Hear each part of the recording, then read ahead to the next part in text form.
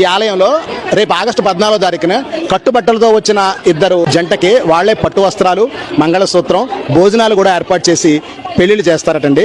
ఇదైతే నేను మొట్టమొదటిసారి చూస్తున్నాను. ఇలా ఎక్కడ ఎప్పుడు ఎవరు చేయడం అయితే చూడలేదు. పూర్వకాలం జమీందారులో రాజులో చేసేవారట, కానీ ఈ ఆలయంలో చేయడం నాకు చాలా కొత్తగా అద్భుతంగా అనిపించింది. అవునండి, రాత్రి గోకవరం నుంచి ఇంటికి వస్తుండగా రాజమండ్రి కోరి మార్కెట్ దగ్గర ఉన్న ఈ పురాతన ఆలయం వద్ద స్వల్పంగా ట్రాఫిక్ జామ్ అయింది. ఏం జరిగిందా అని ఆలయం వైపుకు చూస్తే ఆలయంలో వేల కొద్దీ మహిళలు ఉన్నారండి. వివరాల కోసం నేను మా లావణ్య ఆలయంలోకి వెళ్లి విచారించగా ఆశ్చర్యపోయే విషయాలు తెలిసాయండి. ప్రతి వరలక్ష్మి వ్రతానికి ఈ ఆలయంలో వేల మంది మహిళలకు వరలక్ష్మీదేవి రూపులు ఇస్తారటండి. అవి తీసుకోవడానికి అయితే సుమారుగా 5,000 మంది మహిళలు అక్కడ లైన్ లో నుంచున్నారండి. ఇంకో ఆశ్చర్యపోయే విషయం ఏంటయ్యా అంటే ఈ ఆగస్టు 14వ తారీఖు గురువారం రాత్రి 11:58 అంటే బ్రహ్మ ముహూర్తంలో ఉచితంగా సామూహిక వివాహాలు చేస్తారటండి. ఉచిత వివాహం చేసుకోవాలనుకునే వారు ఈ పైనిచ్చిన నెంబర్లకైతే ముందుగా ఫోన్ చేసి రిజిస్టర్ చేసుకోవాలటండి. అలా చేసుకున్న వారికి బంగారపు మంగళసూత్రాలు, వెండి మెట్టెలు, తలంబరాలు, పెళ్లి వస్త్రాలతో సహా వచ్చిన పెళ్లి బంధువులకి భోజనాలు కూడా ఏర్పాటు చేస్తారటండి.